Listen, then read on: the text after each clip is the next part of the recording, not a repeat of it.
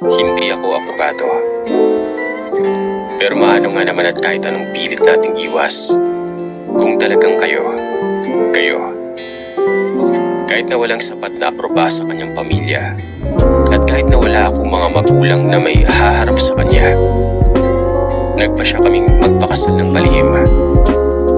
Pero ika nga, walang sikret na hindi nabubunyag. Nang malaman ito ng kanyang pamilya ay hinanting talaga ako. Dahilan para magpakalayo-layo kami nun. Palipat-lipat. Hanggang sa nabuntis si Mina. Bago pa man ito, mga nakay naglayap kami nun. Umalis na kami sa isla ng Luzon. Pagkarating namin sa probinsya, nanatili muna kami sa bayan.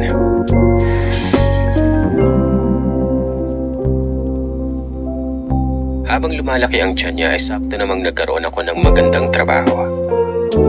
Naging bantay ako sa isang tindahan. Isang araw, nasabi sa akin ng isa sa mga kakilala ko doon na merong nagbebenta ng lupa sa isang baryo. Maliit lamang ang lupa pero maganda. Malapit sa mga sakahan.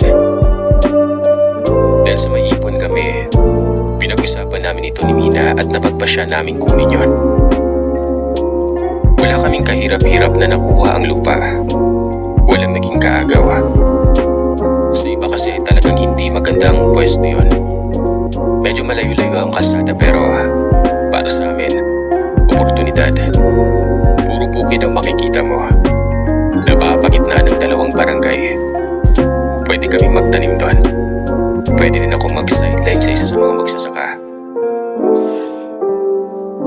Nung malapit ng mga anak si Mina ay pinatigil ko siya sa pagtatrabaho. Sabi naman sa kanya ng amo niya ay bumalik na lamang siya ulit kung sakaling mga anak ito at kung gusto pa niya. Binalak naming lumipat pag napanganak na ang aming panganay na si Diego. Hello, Casey. Dahil mas malapit sa panakan itong bayan na ito.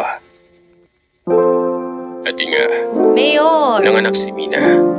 Normal, naging maayos ang lahat. At nang makauwi na ay nag-impake na kami para lumipat. Konti lamang ang dala namin, damit lang. Wala namang kaming kagamitan kaya walang problema. Madagdag ko lamang na habang nagbubuntis si Mina, ay babalik-balik din ako doon sa lupain para unti-unting patayuan ng maliit na kubo.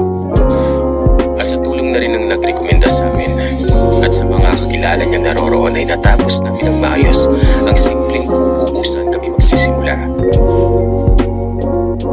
Pagkapanganak naman ng aking asawa ay doon naman lumabas ang sakit niya.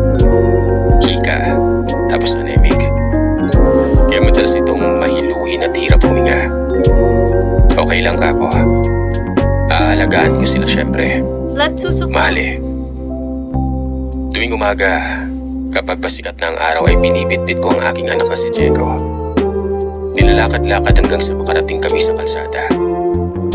At bago pa man sumakit ang init ng araw ay bumabalik na kami. Sakto naman ding gising na si Mina at siya na ang buong araw na mag-aalaga sa akin. Kaghapon naman pagkatapos ko sa trabaho ay ako naman hanggang